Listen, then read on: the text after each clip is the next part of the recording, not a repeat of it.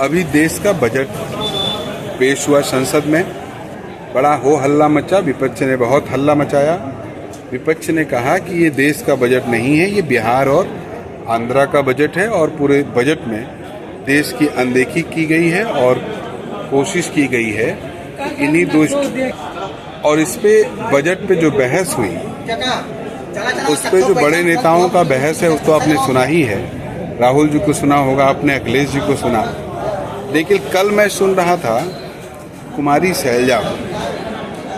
शैलजा हरियाणा से आती हैं, एमपी हैं और पुरानी कांग्रेस की नेता हैं।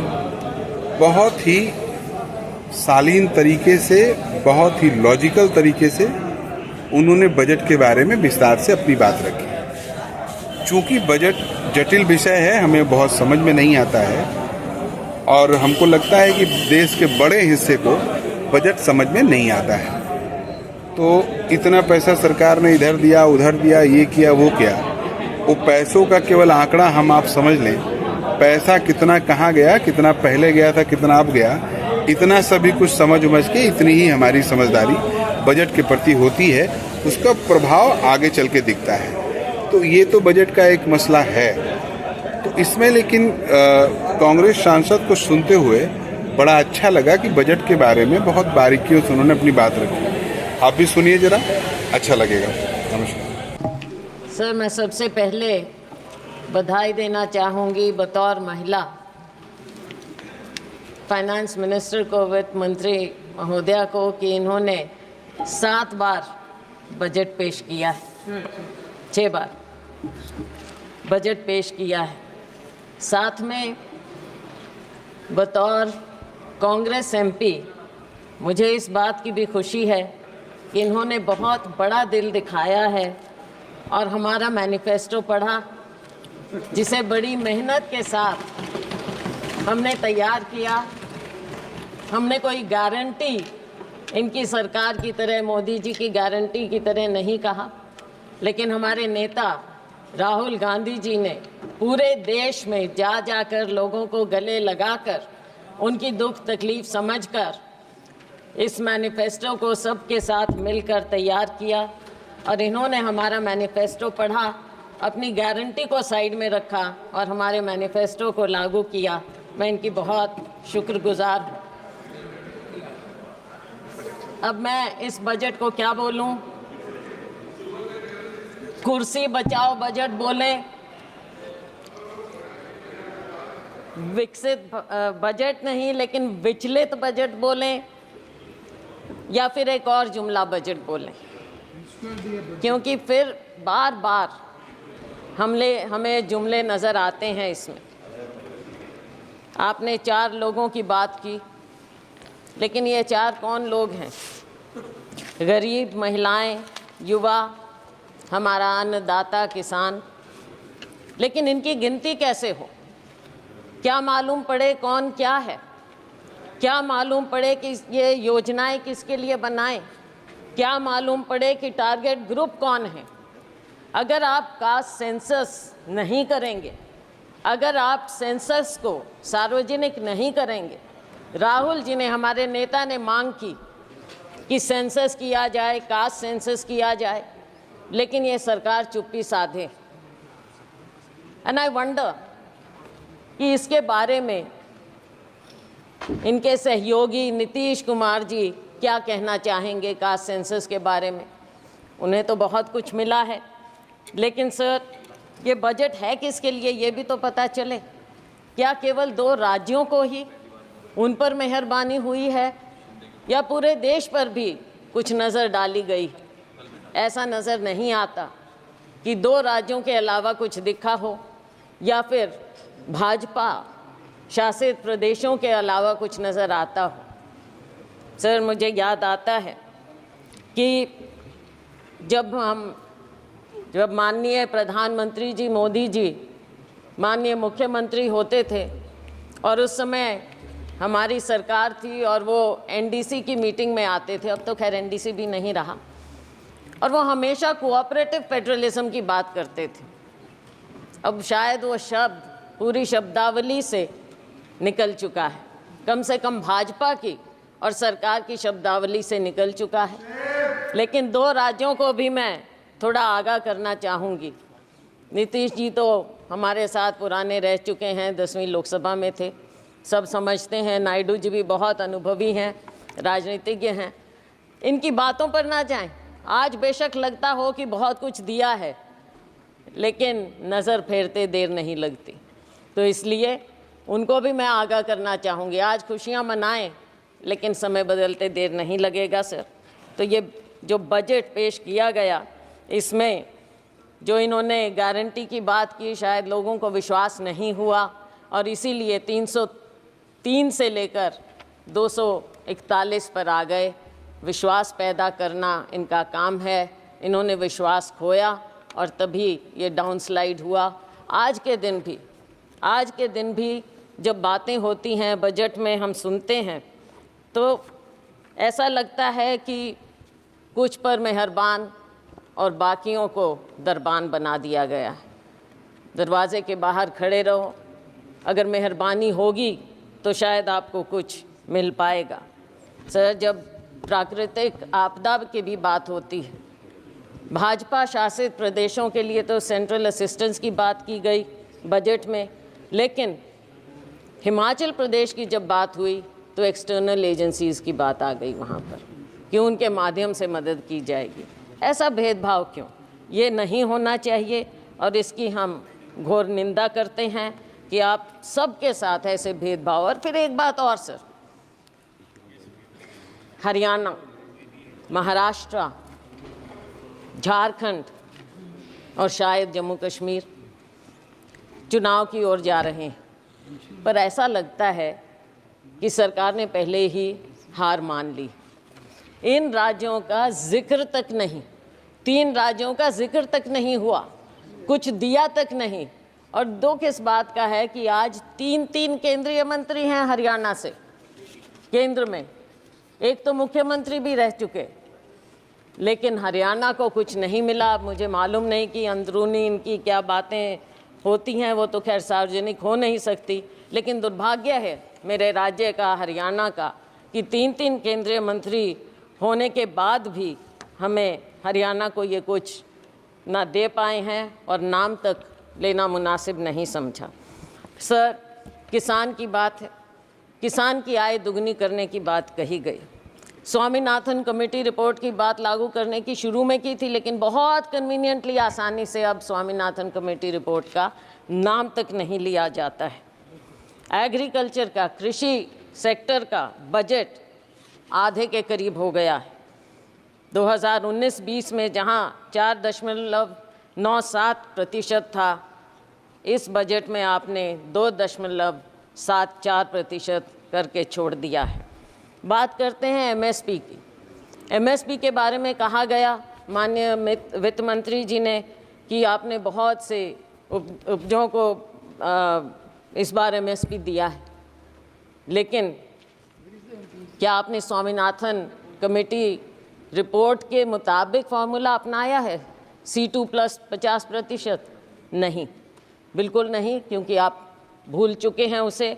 थोड़ा सा याद दिलाना चाहूँगी कि बढ़ाने के बावजूद जब हमारी सरकार थी, यूपीए सरकार, उस समय गेहूं की एमएसपी हमने 119% बढ़ाई थी और धान की 134% बढ़ाई थी।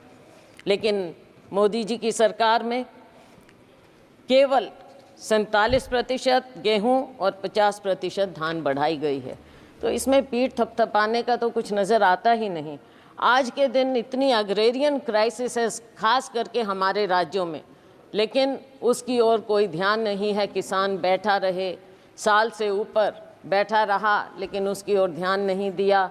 ऐसे बना देते हैं जैसे कोई दुश्मन हो, किसी दुश्मन देश के साथ बॉर्डर बनाए जाते हों। ऐसी बात होनी नहीं चाहिए। पूंजीपतियों के मित्र हैं, ये दुनिया जानती है, पूंजीपति खास तौर से जानते हैं। किसान अपने दुख को समझते हुए ये जानता है कि केवल और केवल पूंजीपतियों का ध्यान दिया जाएगा। सर, आज हमारी सरकार में 72,000 करोड़ रुपया हमने किसानों का कर्जा माफ़ किया था, लेकिन आपने अपने पूंजीपति मित्रों का 16 लाख करोड़ रुपया माफ़ किया। किसानों की ओर कोई ध्यान नहीं। शायद आपको लगता है कि किसानों का कर्जा माफ़ करेंगे तो वो आलसी हो जाएंगे, पैदावार नहीं करेंगे, काम नहीं करेंगे, शायद यही शंका है, मैंने पढ़ा कहीं पर। और नाबार्ड के मुताबिक हर किसान औसतन 1.35 लाख रुपए के कर्जे में है। ये नाबार्ड का फिगर है, मेरा नहीं। तो साथियों, ऐसी बात नहीं, फिर से वही बात आ गई, मित्रों पर मेहरबानी और किसानों और मजदूरों से बेईमानी। बेईमानी मैंने इसलिए कहा कि शब्द यूज नहीं करना चाहिए। नाबार्ड का फिगर है ये? मैं हाँ जी नाबार्ड। मैं ये इसलिए कह रही हूँ क्योंकि आपने समझौता किया किसानों के साथ, और लेकिन आपने वादा खिलाफी की। हर बात में आपने वादा खिलाफी की। कौन सा साल था? 2021, और आज कौन सा साल आ गया है, कौन सा समय आ गया है। किसान अपना दुख लेकर फिर भी बैठा है।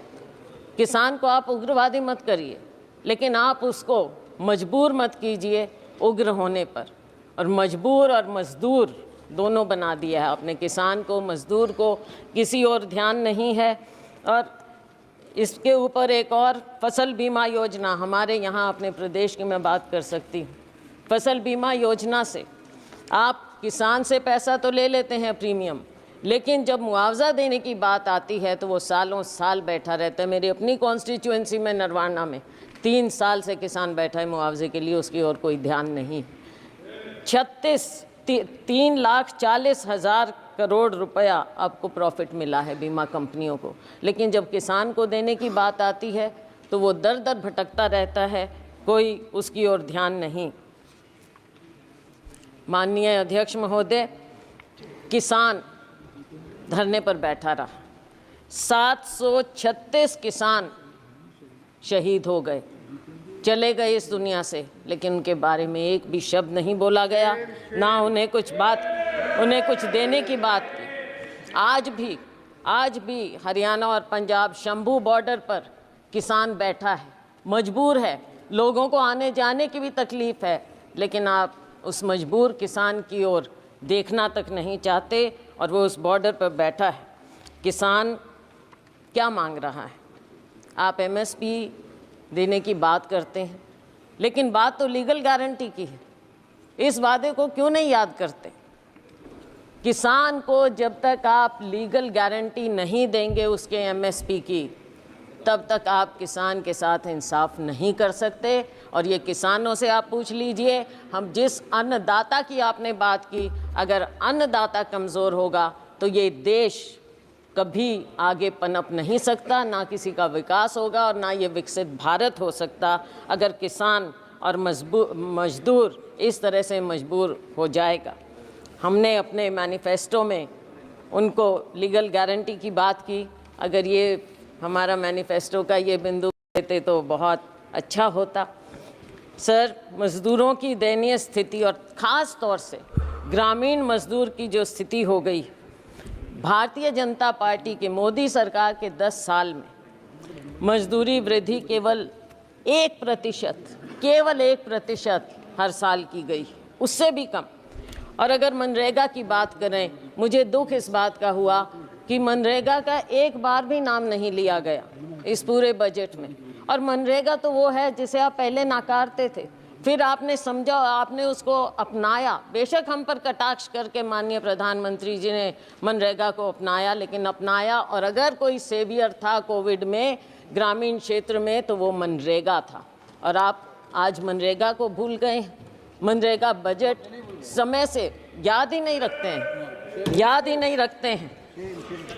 और गरीब को जब आप याद ही नहीं रखेंगे, मजदूर को ग्रामीण क्षेत्र में सबसे ज़्यादा बुरा हाल है। किसान का और ग्रामीण मजदूर का, खेती और मजदूर का चोली दामन का साथ है। आपने दोनों को भुला दिया है। देश कहाँ आगे जाएगा? केवल पूंजीपतियों के लिए। ग्रामीण क्षेत्र में भी आपने पूंजीपतियों को घुसा दिया, और वो भी बड़े बड़ों को। साइलोज वहाँ पर लग गए, वहाँ पे मजदूर भी। मंडियों में मजदूरों का बुरा हाल है। आज वो बेरोजगार हो गए हैं, आज उनको 2-3 हज़ार रुपया महीने का मिलता है। मजदूर और दयनीय हो गया है। तो इस पर आपको ध्यान रखना चाहिए।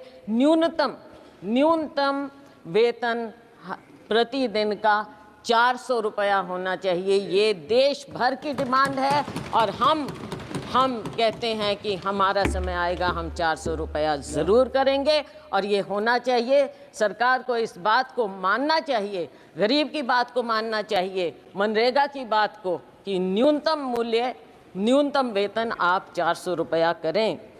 आप गरीब को भी 5 किलो अनाज देकर कृपया लाइन में ना खड़ा करें, उसे उसका हक दें, उसको ऊपर उठाने की बात करें, ना कि केवल आप कहते हैं कि 80 करोड़ रुपए लोगों को दे रहे हैं। तो क्या 80 करोड़ लोग लाइन में लगे रहेंगे? हमेशा गरीब रहेंगे और अमीर अमीर होता जाएगा, जीडीपी बढ़ता जाएगा। किसके लिए? केवल आंकड़ों के लिए। और सर, महंगाई की बात मुझे याद आती है, सुषमा स्वराज जी बहुत सम्मानित, हमारे पूरे सब उनको मानते थे, नेता थे, भाजपा की बहुत वरिष्ठतम नेताओं में से थी। मुझे याद है जब बजट एक बार पेश किया गया और उसमें उन्होंने कहा, प्रणब मुखर्जी साहब वित्त मंत्री थे और उन्होंने कहा, दादा आंकड़ों से पेट नहीं भरता। मैं ये याद दिलाना चाहूँगी सत्ता पक्ष को कि आंकड़ों से पेट नहीं भरेगा। गरीब को, युवा को रोज़गार चाहिए, गरीब को वेतन चाहिए। गरीब को केवल 5 किलो अनाज देकर आप पंक्ति में, आखिरी पंक्ति में खड़ा मत कीजिए। महंगाई पर नियंत्रण लाइए। महंगाई पर नियंत्रण आप क्यों नहीं कर पा रहे हैं? जो ऑयल कंपनीज हैं उनका मुनाफा बढ़ता जाता है, लेकिन क्या आप आम उपभोक्ता को कोई राहत देते हैं? क्या किसान तक कोई राहत पहुंचती है? गरीब तक कोई राहत पहुंचती है? आज इन्फ्लेशन कितना बढ़ता जा रहा है। फूड इन्फ्लेशन के बारे में माननीय वित्त मंत्री जी ने पासिंग में कहा कि हम इसका इंतज़ाम करेंगे, लेकिन कैसे इंतज़ाम करेंगे? दाल, आपके सब्जियां सब इतनी महंगी होती जा रही हैं। क्या अनाज केवल एक है? केवल अनाज? क्या गरीब आदमी सब्जी या कुछ नहीं खाए, प्याज नहीं खाए, आलू नहीं खाए, कोई सब्जी नहीं खाए, वो उस तक पहुंचता नहीं? पहुंचता है तो कितना महंगा मिलता है। वित्त मंत्री प्याज नहीं खाती है, प्याज नहीं खाती है। चलो वो तो अपने अपने खाने का अलग टेस्ट है, वो कोई बात नहीं, लेकिन गरीब आदमी तो प्याज और आलू खाता है ना, उसको तो कुछ और नहीं मिलता। Oh my God. अच्छा, तो आटे दाल का भाव पता होना चाहिए। और एलपीजी की जो आंसू आपने पहुंचने की बात कही थी, आज आंसू आपको महिलाओं के, बहनों के नज़र नहीं आते। शिक्षा की हम बात करें तो शिक्षा का स्तर जिस कदर गिरता जा रहा है, मेरे अपने राज्य में प्राइमरी स्कूल सैकड़ों की संख्या में बंद होते जा रहे हैं, और लेकिन सरकार का उसकी ओर कोई ध्यान नहीं है। सरकारी स्कूलों में गरीबों के बच्चे पढ़ते हैं, अमीरों के नहीं। हमारे माँ बाप सरकारी स्कूलों में पढ़कर ऊपर आए थे और उन्हीं के कारण हम आज यहाँ पर खड़े हैं। अगर आप सरकारी स्कूल इस तरह से बंद करते रहेंगे तो बच्चों के भविष्य का क्या होगा? नीट की बात कही, हमारे नेता राहुल जी ने इस बात को उठाया और इन्होंने जो कहा, कोई जिम्मेवारी लेता क्यों नहीं है? जिम्मेवारी तो लेनी पड़ेगी, सरकार है। जिम्मेवारी अगर नहीं लेंगे तो देश आपको दिखा देगा, हमारा युवा आपको दिखा देगा। बेरोजगारी की दर दिन ब दिन बढ़ती जा रही है। ILO के आंकड़ों के मुताबिक 2022 में यूथ की अनएम्प्लॉयमेंट हमारे यहाँ 23% थी, चीन में 13%, पाकिस्तान में 11%, सीरिया जो कि कॉन्फ्लिक्ट जोन है वहाँ पर 22% है। तो हमारे यूथ का ये बदहाली क्यों हो रही है? आप स्किलिंग की बात करते हैं, क्या आपने प्राइवेट सेक्टर से पहले बात की? क्या वो आपकी बात को, आपकी स्कीम को, जिसको इतने विस्तार से और बहुत अखबारों में, मीडिया आप कंट्रोल करते हैं, मीडिया में इस कदर दिखाया गया, लेकिन क्या आपने उनसे बात की? और क्या गारंटी है कि एक बार वो आपकी स्कीम का फ़ायदा उठाकर 2-3 महीने में छुट्टी नहीं कर देंगे इन बच्चों की जिनको रोज़गार मिल रहा है? तो ऐसे कैसे बात बनेगी? हमने तो अपनी उसमें हमारा मैनिफेस्टो पढ़ते तो पहली नौकरी पक्की का वायदा राहुल जी ने किया था, वो सुन लेते। केंद्र में 10 लाख वैकेंसियाँ हैं, हरियाणा में 2 लाख वैकेंसियाँ हैं, उनको क्यों नहीं भरने की बात की जाती? और बैकलॉग है SC BC का, उनकी और आपने बिल्कुल ध्यान ही नहीं दे रहे हैं। बैकलॉग को भी तो भरिए। और अगर ये प्राइवेट सेक्टर इतना ज़्यादा आएगा, वहाँ पर क्या आपने आरक्षण किया है? कहाँ जाएंगे हमारे लोग? रेलवेज़ में आपने जो सबसे बड़े डिफेंस रेलवेज़, यहाँ पर मिलता ही नहीं है, रोज़गार ही नहीं मिल रहा है, आपने बंद कर दी हैं सब नौकरियाँ। तो हमारे लोग, युवा कहाँ जाएगा? स्किल इंडिया का क्या हुआ? आज के दिन बेरोजगारी इस कदर आपके सामने मुंह बाय खड़ी है, और आपको अगर नज़र नहीं आता तो आपको आने वाले जो ये चुनाव होंगे इन राज्यों में आपको नज़र आ जाएगा। वैसे जो अभी उपचुनाव हुए उसमें भी आपको नज़र आ गया होगा। तो साथियों, जब बेरोज़गारी इतनी बढ़ती है तो गलत आदतें भी बढ़ जाती हैं। मेरे अपने राज्य में, मेरे अपने यहाँ सिरसा, हिसार, अम्बाला, पूरे हरियाणा में नशा बढ़ता जा रहा है। कहाँ हरियाणा था? हमारे यहाँ बोलते हैं देसा में देश हरियाणा, जित दूध दही का खाना। लेकिन आज के दिन हरियाणा तो ऐसा हो गया, ऐसा देश हरियाणा हो गया है जहाँ पे अपराध और नशे का ठिकाना बन गया है। कोई देश में देश हरियाणा। सर एक दो बिंदुओं पर और केवल मैं नज़र डालूंगी। अग्निवीर की बात है। अग्निवीर के खोखलेपन का पर्दाफाश राहुल गांधी जी ने यहाँ पर इस सदन में किया है। सरकार कितने ही टॉल क्लेम्स करे, लेकिन असलियत अगर आप ज़मीन पर जाएंगे तो आपको पता चल जाएगी। आपने दो कैटेगरी बना दी है। अगर जो अफसर है और या जो साधारण जवान है सेना में, वो तो शहीद हो जाएगा, उसके परिवार को पेंशन मिलेगी, और जो गरीब का बेटा है, गरीब का बेटा केवल अग्निवीर कहलाएगा, केवल नाम मिलेगा उसे, और क्या मिलेगा? कैसे जाएगा वो? आप सेना के साथ भी नाइंसाफ़ी कर रहे हैं, हमारे युवा के साथ भी नाइंसाफ़ी कर रहे हैं, हमारे जवान के साथ आप नाइंसाफ़ी कर रहे हैं। सर, हरियाणा की आबादी देश की लगभग 2% है, लेकिन सेना में हमारा हिस्सा 10% के करीब है। आज के दिन आपने क्या इंसेंटिव छोड़ दिया हमारे युवाओं के लिए?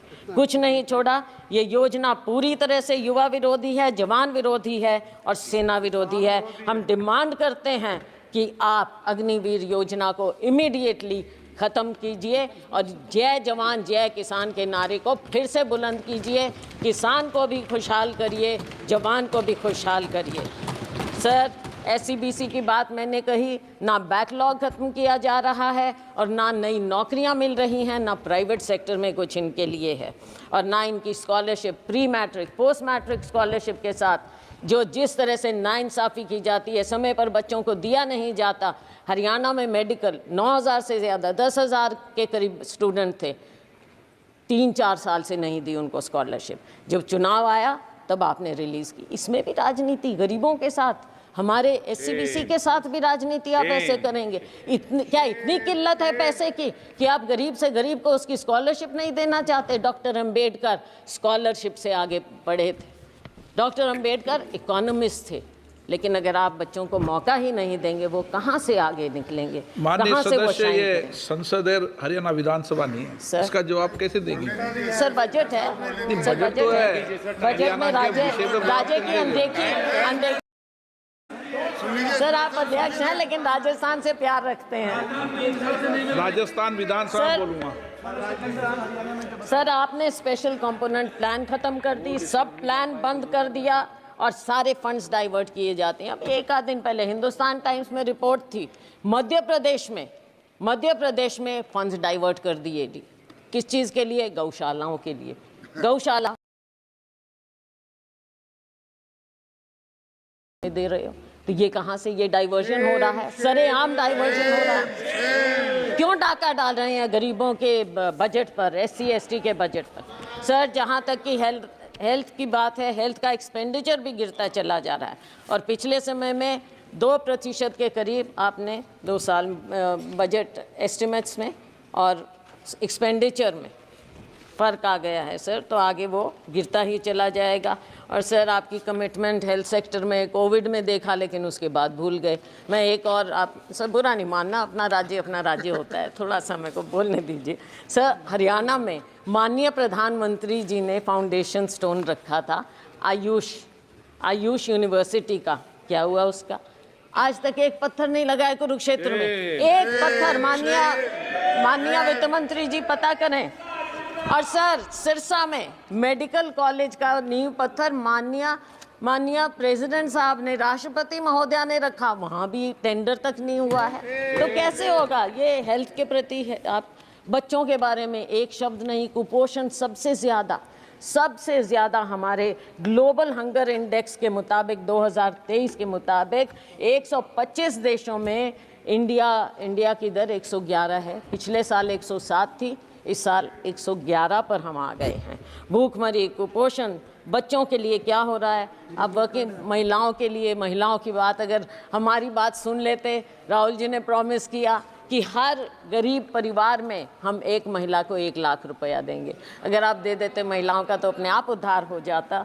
थोड़ा सा सुन लेते, हमारी थोड़ी बात मान लें, इसमें कोई शर्म की बात नहीं है। आपके पास आइडियाज़ नहीं हैं, हमारे पास हैं, हमारे आइडियाज़ ले लें, सुझाव ले लें तो देश का भला हो जाएगा, बहुत भला हो जाएगा। हमारे पूर्व मुख्यमंत्री जी यहाँ पर अब मंत्री हैं, बहुत बढ़िया उनके पास मंत्रालय हैं, लेकिन अगर शहरों की बदहाली, आप एक तो नाम बदलने का बड़ा शौक है, अब सिर्फ इसलिए क्योंकि JNNURM राजीव आवास योजना रखा, नाम से आपको थोड़ी दिक्कत है, शायद नफरत है, तो वो नाम बदल दिए स्मार्ट सिटी।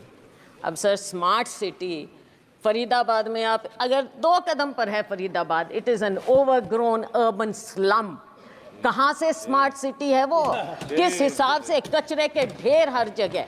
और मिलेनियम सिटी गुड़गांव, खुद कॉलीग वहाँ से मंत्री, वहाँ से MP, 2 दिन पहले उनका इतना बड़ा इंटरव्यू छपा था कि वहाँ पर क्या बदहाली है गुड़गांव में कचरा प्रबंधन की। आप उनकी ही बात सुन लें क्या हो रहा है। मैं उम्मीद करती हूँ कि आपस में कॉलीग्स, जो माननीय पूर्व मुख्यमंत्री हैं, वो अपने यहाँ पर कॉलीग की बात सुनेंगे। दूसरे फरीदाबाद में एक और कॉलीग हैं केंद्रीय मंत्री, उनकी बात सुनेंगे। इन शहरों का तो थोड़ा आप कल्याण करिए। मैं जानती हूँ आप हताश हो चुके हैं हरियाणा की तरफ से, लेकिन हरियाणा के लोगों का 10 साल आपको मौका मिला, कुछ तो कर दीजिए, कुछ तो कर दीजिए हरियाणा का। पीठ मत दिखाइए हरियाणा को। अच्छा, स्वच्छ भारत का कहीं जिक्र ही नहीं है, भूल गए। वो ऐनक भी फेड हो गई जो गांधी जी की आपने ले ली थी और हर दीवार पर चिपका दी थी, वो ऐनक भी अब नज़र नहीं आ रही है। पता नहीं क्या हुआ, वो कचरे में ही शायद उसको भी लिप्त कर दिया आपने। सर रेलवेज, माननीय मंत्री जी थे यहाँ भी, तो उनकी बात चलो मेरे कॉलीग बोल देंगे, मैं और ज़्यादा समय 1-2 मिनट और लेकर ख़त्म करूँगी। तो रेलवेज़ का भी जो हाल है हरियाणा में डिटेल में मेरे कॉलीग बता देंगे, लेकिन 1-2 बात ज़रूर कहूँगी कि जो उस समय मुख्यमंत्री थे, उन्होंने गुड़गांव फरीदाबाद के लिए जनवरी 16 में कहा था, ट्वीट किया था, आज तक कुछ नहीं। बल्लभगढ़ मेट्रो सैंक्शन हुई थी, आज तक उसके बारे में कुछ नहीं, ना कोई प्रावधान, ना कुछ और, ना NCR का ध्यान, ना हमारे राज्य का ध्यान। सर इंटरनेशनल एयरपोर्ट कब प्रॉमिस हुआ था? 2019 में, लेकिन और 2021 तक कंप्लीट हो जाना चाहिए था हिसार में इंटरनेशनल एयरपोर्ट, उसका कोई जिक्र नहीं, कुछ मालूम नहीं। Sir nuclear plant Gorakhpur, Hisar के पास गोरखपुर है, न्यूक्लियर प्लांट, वहाँ पर आपने एनर्जी के बारे में काफ़ी कुछ कहा है, खुशी है हमें, लेकिन उसका क्या हुआ, उसका भी थोड़ा जिक्र कर दें। किस स्टेज पर है, कब शुरू होगा, कब हम देखेंगे, कब हमें वहाँ से बिजली मिलेगी, उस न्यूक्लियर प्लांट का भी कुछ बता दें अगर माननीय वित्त मंत्री महोदया, तो पता चलेगा। तो सर बस मैं अंत कर रही हूँ सर, 2 मिनट में हाँ, डॉक्टर मनमोहन सिंह जी ने उसको जाकर उसका फाउंडेशन, तो सर आज के दिन कोई और कुछ बचा नहीं है। यूथ ने आपको पनिश कर दिया, महिलाओं ने आपको पनिश कर दिया, आपने हमारे किसानों को इंसल्ट किया, उन्होंने आपको पनिश कर दिया, अग्निवीर ने आपको पनिश कर दिया, लेकिन सर बहुत दुख की बात है आप फिर भी नहीं सुन रहे हैं। और सर हम आपसे केवल, माननीय प्रधानमंत्री जी अगर इंटरवीन करें, हम केवल ये चाहते हैं देश के लिए, देश को बताइए कि आप कुछ सीख ले रहे हैं, जो आपको दिखा रहा है देश एक दिशा, उससे कुछ सीख लें। अग्निवीर स्क्रैप करिए, MSP को लीगल गारंटी दीजिए और फार्म लेबर को, हर लेबर को 400 रुपया प्रतिदिन आप कर दीजिए, वरना आपका वही हाल होगा जो बाकी देश ने आपको दिखाया है। आपकी सरकार हंसते रहिए, केवल एक ऐसी हंसते हंसते विदाई हो एक जाएगी स्लोगन आपकी। पर, ये स्लोगन्स की सरकार है ना, ये स्लोगन की सरकार आपकी है। विदाई तो हो आपका आखिरी स्लोगन ये है कि कुर्सी को बचाओ, मित्रों पर लुटाओ। बहुत बहुत धन्यवाद। Thank you. श्री विप्लव देव जी, विप्लव कुमार देव जी। धन्यवाद।